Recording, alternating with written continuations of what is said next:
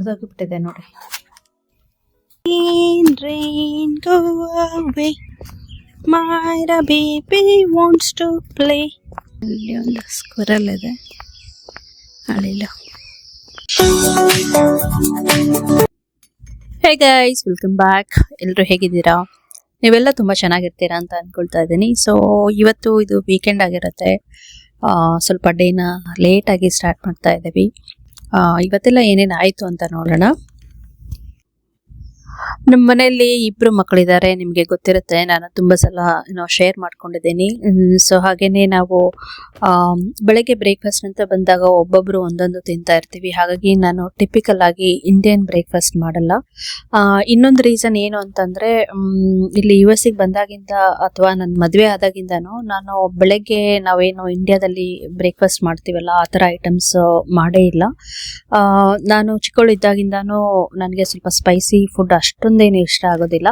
So ಹಾಗಾಗಿ ಬೆಳಗ್ಗೆ ಸ್ವಲ್ಪ ನಮ್ದು ಇಂಡಿಯನ್ ಬ್ರೇಕ್ಫಾಸ್ಟ್ ಕನ್ಸಿಡರ್ ಮಾಡಿದಾಗ ಸ್ವಲ್ಪ ಸ್ಪೈಸಿ ಇರುತ್ತಲ್ವಾ. ಸೊ ಹಾಗಾಗಿ ಅದು ನನಗೆ ಏನೋ ಅಭ್ಯಾಸನೇ ಇಲ್ಲ. ನನ್ನ ಹಸ್ಬೆಂಡ್ ಕೂಡ ಹಾಗೆ ಇದ್ದಾರೆ. ಆಲ್ಮೋಸ್ಟ್ ಲೈಕ್ ಬ್ರೆಡ್ ಆಗಿರ್ಬೋದು ಅಥವಾ ಬಾಯ್ಲ್ಡ್ ಎಗ್ ಅಥವಾ ಸ್ಕ್ರಾಂಬಲ್ಡ್ ಎಗ್, ಸೊ ಈ ಥರ ಲೈಟ್ ಐಟಮ್ಸ್ನ ತಗೊಳ್ತಾ ಇರ್ತೀವಿ. ಅಥವಾ ಯಾವುದಾದ್ರೂ ಡಿಫ್ರೆಂಟ್ ವೆರೈಟೀಸ್, ಓಟ್ಸ್ ಆಗಿರ್ಬೋದು ಅಥವಾ ಸೀರಿಯಲ್ಸ್ ಆಗಿರ್ಬೋದು, ಈ ಥರ ತಿಂತೀವಿ. ಸೊ ಯಾವಾಗಾದರೂ ಈ ಥರ ಇಂಡಿಯನ್ ಬ್ರೇಕ್ಫಾಸ್ಟ್ ತಿನ್ನಬೇಕು ಅಂದರೂ ಕೂಡ ನಾನು ಅದನ್ನು ಕೆಲವೊಂದ್ಸಲ ಲಂಚಿಗೆ ಮಾಡ್ಕೋತೀನಿ ಅಥವಾ ಕೆಲವೊಂದ್ಸಲ ಡಿನ್ನರ್ಗೆ ಮಾಡ್ಕೋತೀನಿ. ಏನಕ್ಕೆ ಒಂದು ರೀಸನ್ ಅಂತಂದರೆ, ಬೆಳಗ್ಗೆ ನನಗೆ ತುಂಬ ಸ್ಪೈಸಿ ಫುಡ್ ತಿಂದ್ಬಿಟ್ರೆ ನನಗೇನೋ ಮೂಡ್ ಅಷ್ಟೊಂದು ಕಾಮಾಗಿರೋದಿಲ್ಲ. ಸೊ ಹಾಗಾಗಿ ನಾವು ಪ್ರಿಫರ್ ಮಾಡಿದ್ದೆ ಸ್ವಲ್ಪ ಲೈಟ್ ಫುಡ್, ಅಂದರೆ ಸ್ವಲ್ಪ ಸ್ಪೈಸಿ ಕಡಿಮೆ ಇರೋದು, ಎಣ್ಣೆ ಕಡಿಮೆ ಇರೋದು, ಆ ಥರದನ್ನು ಪ್ರಿಫರ್ ಮಾಡ್ತೀವಿ.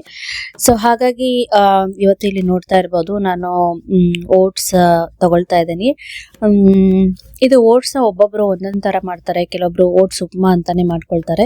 ಬಟ್ ನಾನು ಈಗಿಲ್ಲಿ ಮಾಡ್ತಾ ಇರೋದು ತುಂಬಾನೇ ಸಿಂಪಲ್. ಆ್ಯಕ್ಚುಲಿ ಕೆಟಲಲ್ಲಿ ಬಿಸಿನೀರು ಕಾಯಿಸ್ಕೊಂಡಿದ್ದೀನಿ. ಸೊ ಜಸ್ಟ್ 1 ಕಪ್ ಓಟ್ಸ್ ತೊಗೊಂಡಿದ್ದೀನಿ. ಅದಕ್ಕೆ ಚೆನ್ನಾಗಿ ನೀರು ಹಾಕ್ಕೊಳ್ತೀನಿ. ತುಂಬಾ ಜಾಸ್ತಿನೇ ನೀರು ಹಾಕಬೇಕು. ಹಾಗೆಯೇ ಚಿಯಾ ಸೀಡ್ಸ್ ಹಾಕ್ಕೊಂಡಿದ್ದೀನಿ. ಚಿಯಾ ಸೀಡ್ಸ್ ಕೂಡ ಸ್ವಲ್ಪ ಜಾಸ್ತಿನೇ ಹಾಕ್ಕೊಂಡಿದ್ದೀನಿ.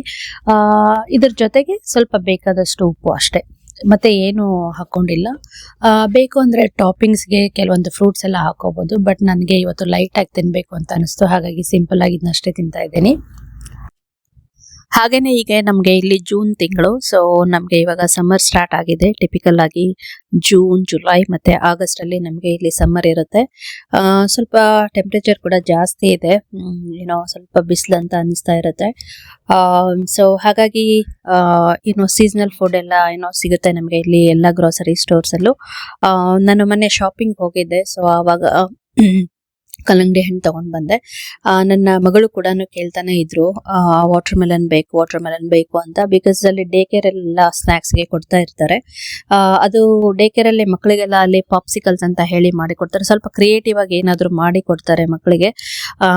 ನನಗೆ ಆಕ್ಚುಲಿ ಅಷ್ಟೊಂದು ಪೇಷನ್ಸ್ ಇರಲಿಲ್ಲ ಇವತ್ತು. ಈವನ್ ನಾನು ಇಲ್ಲಿ ಕಟ್ ಮಾಡೋದು ನೀವು ನೋಡ್ತಾ ಇರ್ಬೋದು. ಲಾಂಗ್ ಕಟಿಂಗ್ ಪ್ಯಾಡ್ ಇರುತ್ತಲ್ವಾ, ಅದು ಆಕ್ಚುಲಿ ವಾಷಿಂಗ್ ಹಾಕಿದ್ನೋ ಏನೋ ಗೊತ್ತಿಲ್ಲ, ಬೇಗ ಸಿಗ್ಲಿಲ್ಲ. ಹಾಗಾಗಿ ದೊಡ್ಡದೊಂದು ಪ್ಲೇಟ್ ತಗೊಂಡು ಅದರಲ್ಲೇನೆ ಕಟ್ ಮಾಡ್ತಾ ಇದ್ದೀನಿ.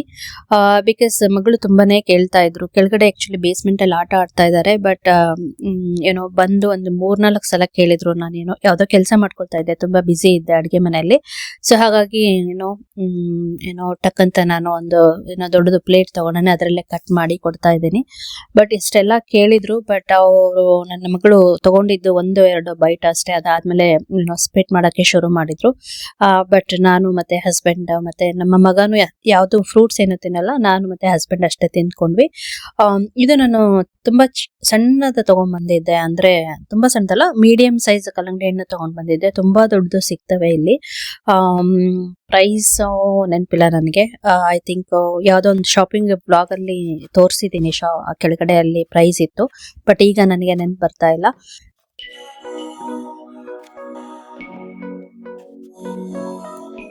ಕಾಸ್ಕೋ ಹೋಗಿದ್ರೆ ಆರ್ಗ್ಯಾನಿಕ್ ಎಗ್ಸ್ ತರ್ತಾ ಇದ್ವಿ. ನಾನು ಹೋಗಿದ್ದೆ ಅಮೆರಿಕನ್ ಗ್ರೋಸರಿ ಸ್ಟೋರ್ ಅಲ್ಲಿ ಸಿಗ್ಲಿಲ್ಲ. ಸೊ ಇಲ್ಲೊಂದು ಹೊಡೆದೋಗಿಬಿಟ್ಟಿದೆ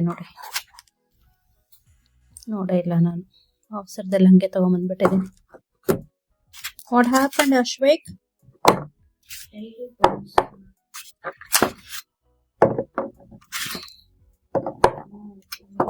ಮೂರು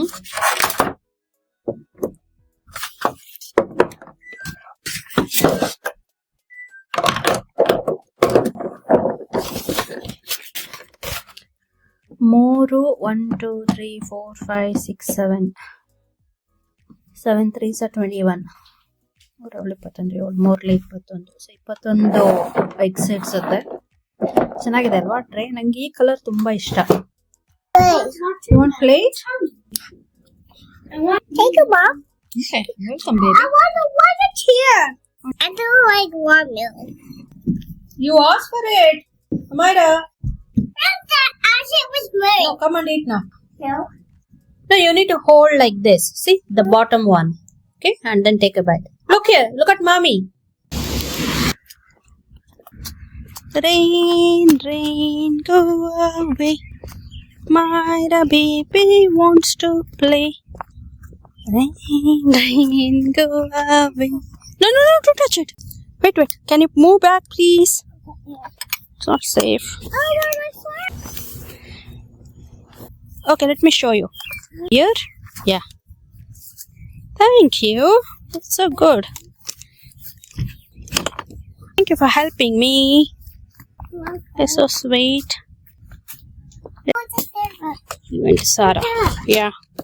You need to always, hold the base. Oh. Yeah. Pull it down. Pull it down. Always hold here once, one hand. Yeah, good. I know it's a little bit big for you. That's okay. Good job, you did it. Yeah, thank you. So ಬೆಳಗ್ಗೆದೆಲ್ಲ routine ಮುಗಿಸ್ಕೊಂಡು weather ಚೆನ್ನಾಗಿತ್ತು, ಹಾಗಾಗಿ ನಾನು ನನ್ನ ಮಗಳನ್ನ ವಾಕಿಂಗ್ಗೆ ಕರ್ಕೊಂಡು ಬಂದಿದ್ದೆ. Usual ಆಗಿ ಇಷ್ಟ ದಿನ ಎಲ್ಲ ಸ್ವಲ್ಪ ಸ್ಟ್ರಾಲರ್ ಅಲ್ಲಿ ಕರ್ಕೊಂಡು ಹೊರಗಡೆ ಬರ್ತಾ ಇದ್ದೆ. ಈಗೆಲ್ಲ ತುಂಬಾ ಚೆನ್ನಾಗಿ ವಾಕ್ ಮಾಡ್ತಾರೆ. ಡೇ ಕೇರ್ ಅಲ್ಲಿ ಹೋದಾಗ ತುಂಬಾ ಫಿಸಿಕಲ್ ಆಕ್ಟಿವಿಟಿ ಮಾಡೋದ್ರಿಂದ ಎಕ್ಸ್ಪೆಕ್ಟ್ ಮಾಡ್ತಾರೆ ಅವರು ನಾವು ಹೊರಗಡೆ ಕರ್ಕೊಂಡು ಹೋಗೋದಕ್ಕೆ. ಹಾಗಾಗಿ ವೆದರ್ ಎಲ್ಲ ಯಾವಾಗ ಚೆನ್ನಾಗಿರುತ್ತೆ, ಅದು ಟೈಮ್ ಬೆಳಗ್ಗೆ ಆಗಿರ್ಬೋದು ಅಥವಾ ಮಧ್ಯಾಹ್ನ ಆಗಿರ್ಬೋದು ಅಥವಾ ಈವ್ನಿಂಗ್ ಆದ್ರೂ ಕೂಡ ಆದಷ್ಟು ಹೊರಗಡೆ ಕರ್ಕೊಂಡು ಹೋಗೋದಕ್ಕೆ ಟ್ರೈ ಮಾಡ್ತಾ ಇರ್ತೀನಿ. ಸೊ ರೈನ್ ಕೋಟ್ ಹಾಕೊಂಡಿದ್ದಾರೆ ನಮ್ಮ ಮಗಳು. ಅದು ಏನು ಅಂದ್ರೆ ಡೇ ಕೇರ್ ಅಲ್ಲಿ ಹೋಗ್ತಾರಲ್ವಾ, ಸೊ ಅವರು ಕೊಟ್ಟಿದ್ದು ಆಕ್ಚುಲಿ ಹೊಸದೇ. ಅದು ಅವ್ರ ಮಗನ್ಗೆ ಒಂದು ರೈನ್ ಕೋಟ್ ಬೇಕು ಅಂತ ತಗೊಂಡ್ಬಂದಿದ್ರಂತೆ. ಬಟ್ ಅವ್ರ ಮಗನ್ಗೆ ಅದು ಚಿಕ್ಕದಾಗ್ತಾ ಇದೆ ಅಂತ ಹೇಳಿ ನಮ್ಮ ಮಗಳಿಗೆ ಕೊಟ್ಟಿದ್ದು. ನಾನು ಏನಕ್ಕೆ ಅಂತ ಕೇಳಿದೆ, ಬೇರೆ ಕಿಡ್ಸ್ ಇದ್ರಲ್ವಾ, ನಮ್ಮ ಮಗಳಿಗೆ ಏನಕ್ಕೆ ಕೊಟ್ರಿ ಅಂತ ಕೇಳಿದೆ ನಾನು. ಡೇ ಕೇರ್ ಅಲ್ಲಿ ಕೆಲವೊಂದು ಕಿಡ್ಸ್ಗೆ ರೈನ್ ಕೋಟ್ ಇದೆ, ಕೆಲವೊಬ್ಬರಿಗಿಲ್ಲ. ಆದ್ರೂ ಕೂಡ ಅಮೈರಾ ಒಬ್ಳು ಹುಡುಗಿ ಇರೋದು ನನ್ನ ಡೇ ಕೇರ್ ಅಲ್ಲಿ, ಉಳಿದವರೆಲ್ಲ ಬಾಯ್ಸ್ ಇದ್ದಾರೆ. ಸೊ ಹಾಗಾಗಿ ನಾನು ಅವಳನ್ನ ಯಾವಾಗ್ಲೂ ಸ್ವಲ್ಪ ಪ್ರಿನ್ಸಸ್ ತರ ಕನ್ಸಿಡರ್ ಮಾಡ್ತೀನಿ. ನನಗೇನೋ ಅವಳಿಗೆ ಕೊಡ್ಬೇಕು ಅಂತ ಅನಿಸ್ತು, ಹಾಗಾಗಿ ಕೊಟ್ಟಿದ್ದೀನಿ ಅಂತ ಹೇಳಿದ್ರು. ನನಗೆ ಸ್ವಲ್ಪ ಖುಷಿನೇ ಆಯ್ತು. ಅವ್ರು ಯಾವಾಗ್ಲೂ ಅಷ್ಟೇ, ನಾನು ಮುಂಚೆ ಕೆಲವತ್ತು ಬರ್ತ್ಡೇ ಪಾರ್ಟಿಗೆಲ್ಲ ಹೋದಾಗನು ಅವ್ರನ್ನ ಮೀಟ್ ಆಗಿದ್ದೀನಿ.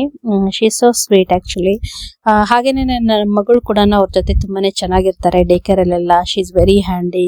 ಸಣ್ಣದೆಲ್ಲದನ್ನ ಹೆಲ್ಪ್ ಮಾಡಕ್ಕೆ ಹೋಗ್ತಾರಂತೆ. ಶಿ ಇಸ್ ವೆರಿ ಅಫೆಕ್ಷನೇಟ್ ನಮ್ಮ ಮಗಳು. ಸೊ ಹಾಗಾಗಿ she is also very sweet. ಇದು ನಮ್ಮ ಮಗನ್ಗೆ ತಗೊಂಡ್ಬಂದಿದ್ದೆ ರೈನ್ ಕೋಟ್, ತುಂಬಾನೇ ದೊಡ್ಡದಾಗ್ತಾ ಇದೆ. ಅವ್ರ ಮಗನ್ಗೆ ತುಂಬಾ ಚಿಕ್ಕದಾಗ್ತಾ ಇದೆ. ಅಮೈರಾಗ ಸ್ವಲ್ಪ ದೊಡ್ಡದಾಗ್ತಾ ಇದೆ, ಪರವಾಗಿಲ್ಲ. ಇನ್ನೇನು ಬೆಳೀತಾಳಲ್ವಾ, ಸೊ ಯೂಸ್ ಆಗುತ್ತೆ. ಹೊಸದೇ ಇದು.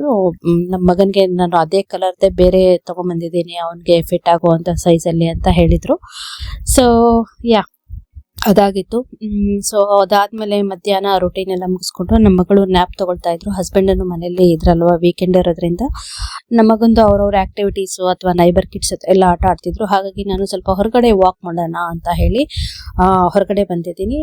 ನಾನು ಯೂಶುವಲ್ ಆಗಿ ಇಲ್ಲಿ ಕಮ್ಯುನಿಟಿ ವಾಕ್ ಅಂತ ಬಂದಾಗ ನೈಬರ್ ನನ್ನ ಫ್ರೆಂಡ್ಸ್ ಇರ್ತಾರಲ್ಲ, ಅವ್ರ ಜೊತೆ ಬರ್ತಾ ಇರ್ತೀನಿ. ಕೆಲವೊಂದ್ಸಲ ಅವರು ಫ್ರೀ ಇರ್ತಾರೆ, ಕೆಲವೊಂದ್ಸಲ ಫ್ರೀ ಇರೋದಿಲ್ಲ. ಕೆಲವೊಂದ್ಸಲ ನನಗೊಬ್ಳೆ ವಾಕ್ ಮಾಡ್ಬೇಕು ಅಂತ ಅನ್ಸುತ್ತೆ, ಹಾಗಾಗಿ ಇವತ್ತು ಒಬ್ಳೆ ಬಂದಿದ್ದೀನಿ. ಸೊ ಹಾಗೇನೆ ಇಲ್ಲಿ ತೋರಿಸ್ತಾ ಇದೀನಲ್ಲ, ಇದು ನಮ್ಮ ಮನೆ ಪಕ್ಕನೆ ತುಂಬಾ ಓಪನ್ ಸ್ಪೇಸ್ ಇದೆ. ಇಲ್ಲಿ ಮಕ್ಕಳು ಎಲ್ಲ ಆಟ ಆಡ್ಕೊಳ್ತಾ ಇರ್ತಾರೆ. ಸಮ್ಮರ್ ಟೈಮ್ ಅಲ್ಲಿ ಆದ್ರೆ ಬೈಸಿಕಲ್ಸ್ ಎಲ್ಲ ತಂದು ಸ್ಟಂಟ್ಸ್ ಎಲ್ಲ ಮಾಡ್ತಾ ಇರ್ತಾರೆ ಇಲ್ಲಿ. ಹಾಗೇನೆ ಸ್ನೋ ಟೈಮ್ ಅಲ್ಲಿ ಕೂಡ ಇಲ್ಲೆಲ್ಲ ಸ್ಲೈಡಿಂಗ್ ಎಲ್ಲ ಮಾಡ್ತಾರೆ. ಸೊ ಇದಾಗಿತ್ತು ಇವತ್ತಿನ ಒಂದು ಬ್ಲಾಗ್. ನಿಮ್ಗೆ ಇಷ್ಟ ಆಗಿದೆ ಅಂತ ಅನ್ಕೊಳ್ತೀನಿ. ಮತ್ತೆ ಸಿಗ್ತೀನಿ. ಬಾಯ್, ಟೇಕ್ ಕೇರ್.